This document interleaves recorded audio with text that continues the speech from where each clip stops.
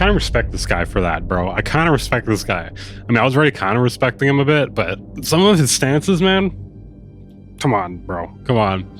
How can you hate that? How can you fucking hate that? Just so you know, okay? Wasn't an O. It wasn't, I forgot to put, you know, a bunch of other zeros plus like a 9 or something. The producer he's talking about is Burial. The producer he's talking about is me. Dude is like human mayonnaise. You mean awesome? So this is Billy Hume. Our music producer is evil. Well. Last week I made this video explaining what music producers do. And I made it because people are always asking me that. And one thing I find fascinating about this guy is I think he's blown up a little too fast because he's way too influenced by his comments. I feel like the longer you do YouTube, the more you realize like you can't take a majority of the comments seriously. You just cannot. I'm sorry. I love you guys in the chat right now. And you guys are great. Because for the most part, you guys are great. You cannot take all the comments seriously, bro. You cannot. I don't know, man. I don't know. This includes live stream chats too. Thought it'd be easier to just have a video that they could watch instead of having to explain it over and over again. But I got some negative comments like... You see what I'm saying here? Do you see what I'm saying? We all get negative comments, bro. We all get negative comments, and you just gotta ignore that shit. You just gotta ignore that shit. I'm sorry. I don't know what else to tell you, bro. You gotta ignore that shit. Unless it's like some real... something that you're like, you know what? Yeah, maybe they're right. But for the most part, just don't do it, dude. Just don't do it. Producers steal songs, they squash projects, they won't pay mixers, engineers, and musicians. I guess maybe I should have called it How I Produce Records. Yeah, okay, I'm pausing a lot here. But the thing is, don't name it that, first of all. Not going to get views. Who cares what the fuck they say, okay? Who the fuck cares what they say? The more I thought about it, you know, I worked with a lot of producers in my career, usually as a mixer, engineer, or musician, and I actually have had terrible experiences with most of them. In fact, I hate most of them. I guess I didn't bring that side. Wait, who does he hate? I hate most of them. I hate most of them. I kind of, dude, that could be a clip right there. Producers in my career, usually as a mixer, engineer, or musician, and I actually have had terrible experiences with most of them. In fact, I hate most of them. I guess I didn't bring that side of it up because I tend to be an optimist at heart. And also, negative people I get out of my life and I try not to think about them anymore. But somebody said in the comments, hey, Jenny. Yeah, negative people, I try to get them out of my life immediately. Anyways, I went to the YouTube comments section on the recent video I posted. That is the worst fucking place you can go. I'm sorry. That is the worst fucking place. What do you mean? That's where you went immediately after that? Horror stories. And I was like, oh, I do. There was just one producer that I had worked on a track with for his second album, which was on a major label, and there was a lot of hype, a lot of attention on it. And it was a co-write thing. Like, I played a lot of the guitar parts and helped write it and all that. And this is somebody I'd known for a really long time. Like, back before they had a deal, this person had been sometimes living in their van. Anyways, it was Rick in the parking area behind my studio because they had nowhere else to go. Weaver Worst Streamer 2025. See, this is what happens. You read the comments, dude. Come on. Ignoring the comments is like ignoring the people you're speaking to. You think you should read every single comment on all of your videos? Is that what you're saying? I'm not saying completely ignore them, but I'm saying like reading all of them, that's fucked. That's fucked. The psychic damage you're going to intake, from that, you will never recover from in your life. Okay, especially if you're uploading, if you're somebody with 100,000 subscribers, 50,000 subscribers, getting hundreds of thousands of views a month, the psychic damage you will have from reading every single comment will fuck you up for the rest of your life. I'm sorry, it's not okay. Okay, trust me on this here. You don't want to read them all. All right, at a certain point, you just got to be like, fuck this. There's a difference between like reading, you know, like for instance, here's what I do. I've said this before. When I upload a video, I'll read some of the comments. Like when I'm uploading it, mostly to make sure I didn't make an error or something. Maybe if there's like some important conversation. But I'm not reading every comment after that, okay? No, it's not happening. It's just a matter of like your own sanity. You know, it's just too much. It's just too fucking much. We work on this track, and when the contract came in, and we had agreed that we were co-producing this track, my producer advanced, it said 0, like 0, and was spelled out. And I'm like, what the hell? So I called this person up, and they were like, oh, well, I've done you so many favors. You wouldn't have a career if it weren't for me and all this kind of stuff. And I was like, wait, hold on. Yeah, the comic curator, but you saw what happened to Butters in the episode, right? my producer advanced, it said 0, like 0, and was spelled out. And I'm like, what the? So, it wasn't a mistake there. Just so you know, okay? Wasn't an O, and I forgot to put, a bunch of other zeros plus like a 9 or something. The producer he's talking about is Burial. The producer he's talking about is me. He's like, to make sure there was no confusion here, I wrote the word 0. Absolutely zip. Nada. Fuck you. Suck my cock. The hell? So I called this person up, and they were like, oh, well, I've done you so many favors. You wouldn't have a career if it weren't for me and all this kind of stuff. And I was like, dude, I was working on hit songs when you were living in that van behind my studio. Forget it. And he's like, well, I guess I'll have to take a song off the album. I was like, please go ahead, because I'll go back to painting houses before I'll take that kind of shit. And I hung up. Kind of respect this guy for that, bro. I kind of respect this guy. I mean, I was already kind of respecting him a bit, but some of his stances, man, come on, bro. Come on. How can you hate that? How can you fucking hate that? Next day, new contract came in with the amount that I wanted. I never worked with them again. There was this other producer who had been bringing bands over to my studio where I would engineer and mix, and I was doing additional uncredited production, which I talk about in the other video, and at the time I didn't realize I should have been getting credit for that.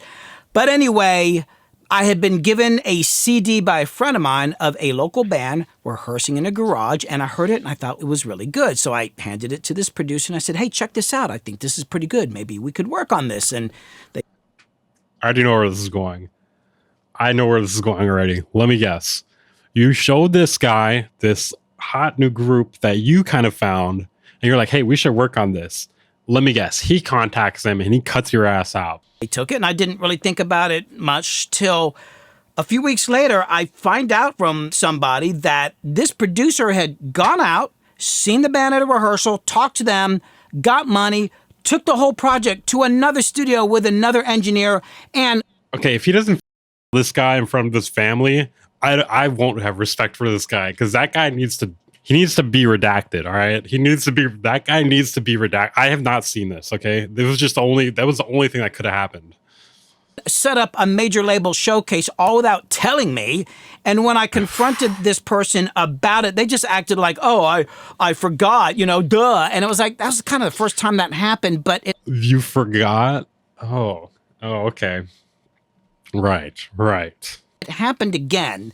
The whole like, oh, I forgot things. Like there's this other band we'd been working with together that I had a... No, I need more information about that. Tell me what happened to him. Is he still alive? What's his name? Where does he live? really close relationship. And before one of the sessions at my studio, they had set up a major label showcase at another studio 10 minutes from my place. Didn't invite me. I didn't find out later. I would have liked to have gone. I legitimately should have been there. I'm not trying to steal any connections or anything like that. It would have been nice to support the band. You want to know what I think this is? So the title of the video is Are Music Producers Evil?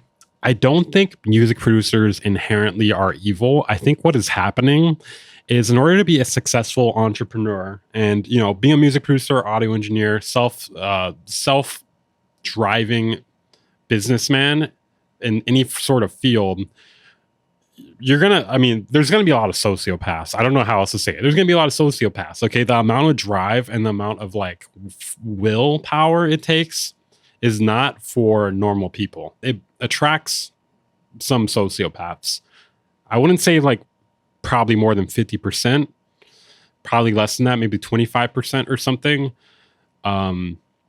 He just looks like a mark. I don't think it's that. I don't think it's that. It could be, you know, the thing is, in order to do that in the first place, you have to be a fucking piece of shit, bro. Especially doing it multiple times, like not feeling bad about it. Come on. Like, and to pick out someone and be like, they're a mark and I'm going to do this to them. Sociopaths. That's sociopath shit. I don't know. It's one thing if you make a mistake and you feel bad about it. It's another thing when you're like doing things intentionally and then just going on and like sweep it under the rug, live your life. Nothing ever happened. The label, shake their hand, that's it. But I was cut out. I got cut out of things repeatedly to keep me in my place because this person is a control freak. I quit working with them eventually as well. Anyway, He's buried underneath my studio right now. There was this other producer that I'd been co-producing tracks with and getting them out to artists. I would get a little advance money, sometimes some royalties.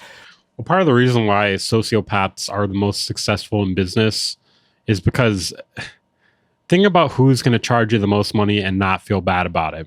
Think about that. Who do you think it would be? Do you think it's going to be the guy with a conscience who would feel bad about charging you too much? Or do you think it's going to be the guy who is going to charge you as much as possible, knowing you can't afford it? Who's going to profit the most? Who's going to be able to run ads faster?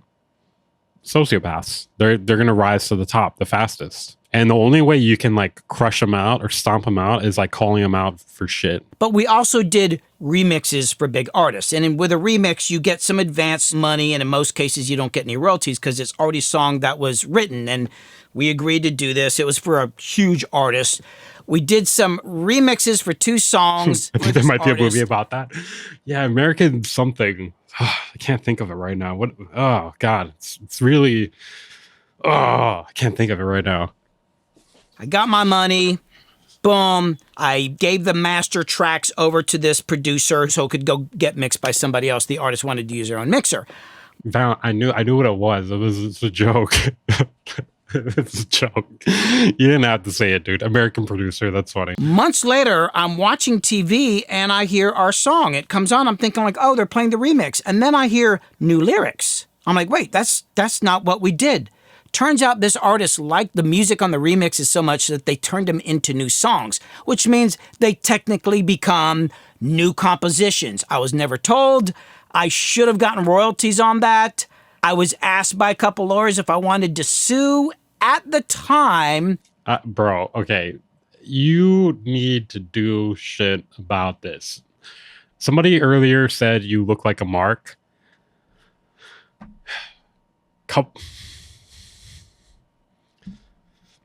You're not helping your case right now, okay? You're not helping your case right now by not doing shit when you should be doing shit. I was really worried about relationships, like, oh, it's going to stir things up and all that. Like, now I would have sued his ass off. By the time I figured out that he was just a piece of crap and everybody sued him behind the scenes, although nobody talked about it, statute of limitations. He's talking about specific people, but he's not dropping the names. And I wish he would, honestly. That would be some tea. Some spice tea. I don't know. That would be something. Sorry, I've been up a while. Limitations had passed, but I missed out on a lot of money. But I guess the justice is in that person did that to so many people that even though they still kind of have a reputation and people act like they like them, the fact of the matter is most people in the industry actually hate this person and they pretty much don't have any. Okay, the more you say shit about them without telling me who they are, the more I want to know who they are. Just please, for the love of God, just make another video where you just give the names. Just say the names. Don't give an intro. Just put the names. 10-second video. I could tell a lot more stories about my personal experiences with producers, but true. Even just watching Ned slander. What I saw producers do with other artists, like convincing bands that they should go after some record deal or talking artists into other things that was really more for the producer's benefit and them make. Oh, what was he saying? Sorry, I was really thinking about Ned slanders there. I was like, that was great. That was both great and terrible at the same time, bro. I was like, on one hand, I was patting myself on the back, and on the other hand, I was stabbing myself on the other side. And I was like, oh, Ned slanders, that's pretty good. And I was like, Ned slanders, come on, bro. Really focused on Ned slanders. My personal experiences with producers, but even just watching what I saw producers do with other artists, like convincing bands that they should go after some record deal or talking artists into other things that was really more for the producer's benefit and them making money than the sociopath. Tell me, sociopath. Right thing for the artist. That stuff just made me sick. Wait, hold on. He's like, okay, I can't drop the name of the people who have done this to me, but I actually do have a picture. I do have a picture of one of the people. All right, are you ready for this? Do you want to see who it was that stole the band from me? They're stealing the bands from me and was cutting me out all the time. Yeah, here's a picture of him right here. What can I say? I'm not the best judge of character. Not the best judge of character. So are producers evil? A lot of them are. But there are a lot of bad experiences that people had with producers, not necessarily because the producer was evil. I just think a lot of times people are picking the wrong producer, or they're letting producers talk them into working with them when they're really not the right producer. So let me just... Busy catches way too much. I mean, I shit on Busy way too much. I'm not just gonna throw a bunch of... I mean, that would be funny. That also would have been funny, but I'm not. That's a little too much. That's a little too much. When you actually start talking to a producer about working with them and trying to communicate the direction that you want to go, make sure you're very clear about that. Don't be saying things to the producer just because you're trying to suck up to them. Let them know exactly what it is that you want. Maybe they don't want to go in that direction, and don't be afraid to say that stuff. I'll give an example. I worked with an artist for a while, and when we first met, they ended up talking to me about Seal albums. Dude is like human mayonnaise. You mean awesome? It's like big 80s production stuff, and I think they were saying that because they know that I like that sort of stuff. So that's kind of the direction we started going in, and it actually sounds really good. But as I got into it and just other conversations and seeing a couple live performances, like, I don't think that's really the direction this artist really needs to go, just as far as their personality and how they performed, a bunch of other stuff. I don't even know why they said that. Maybe it was just the conversations we had. I just think that sometimes people are just trying to get along and like, oh, I like that too. Oh, I like that too. If you're sitting with a producer and you're listening to records and they play something that you don't like or you don't want that sound, make sure to tell them that. Don't say, oh, I like that. Yeah, this is why I don't like kiss-ass people. I mean, if they don't make it obvious, it's hard to really kind of relate on anything. You know, because you don't know what's authentic anymore. If you're just telling me like, oh, I love that album, but you don't know shit about it, like, okay, you know, we can't really actually build any fundamental like ground to move forward with anything. Like doing this because they want to find out where you want to go. Be very clear what it is that you want and what you need. This also applies to things that are non-musical, like the direction of your career. Are you trying to do a lot of social media and YouTube videos and stuff like that? Are you trying to get a record deal? Is there a huge live and touring? I'm trying to do all social media and absolutely no music. Can you help me with that, producer? Component to this thing. And I'll give you an example. I was working with the infamous Stringdusters on their first album. We were in pre-production. They had a bunch of really great mid-tempo songs. And I picked this one up. You know what's interesting about the producer community? For some reason, it only includes hip-hop producers. Who fucking thought? Who would have known? Who would have known? It's weird. I still don't really get it. Pick this one and pick this one. And then at one point, one of the guys said, boy, we need some more upbeat songs because people at the shows are going to want to dance. And it just kind of hit me like, oh my God, I'm picking all these mid-tempo songs. So I cut a couple of them and started focusing on the fast songs because with them, it's more about the touring. Another example would be I was working with this jam band and they came in and I'm talking about like, what are they trying to accomplish? And they're like, oh, it's all about the art. We're not trying to do this commercial stuff. It's just about the art. I was like, cool, we can do that. So we're getting in there and we're working on songs. Some of these songs are like 8-9 minutes long. There was like one that was like 15 or 16, 17 minutes long. Great. It's a fucking EP. That song. Hey, have you thought about this? Your song's a fucking EP. I don't have anything else to say. Your song is an EP. Sounded great. We get into the mix down. Sounds great. Your song's an EP, by the way. And one of the band members looks at me and says, which one do you think is the single? And I'm like, single? None of them are a single. They're all way too long. Like, this is a weird time to be bringing that up while I'm mixing it. Had they communicated that with me, I would have made sure at the beginning to pick their catchiest song and make sure that we edit it down, make the arrangement so that it can be a single. So hold on a second. I feel like if you're making 16-minute songs, there is no chance you're editing that down to something catchy. Like, who makes 16-minute songs if they're not an ambient artist, like a drone ambient artist, or like a deep house artist, or like some fucking avant-garde noise metal shit? Who's making 16-minute songs that's like has any form of catchiness involved with it? That's not a thing. If you're psytrance, that's not catchy. Also, 16 minutes for a jam band, you've jammed everything out. The whole jam's done. You've jammed everything. There's nothing left to do. You're done. You're done. Make sure you're communicating clearly with the producer. Don't say things just to be nice. Make sure that you are sticking to your guns artistically so that they get that from the get-go. And of course, communicate very honestly and straightforwardly with them about your budget, because a good producer is going to take that in consideration and figure out the best way to accomplish that with the money that you have and that you can spend. Don't bullshit on that. So that's the best advice I got for you right now about finding a producer.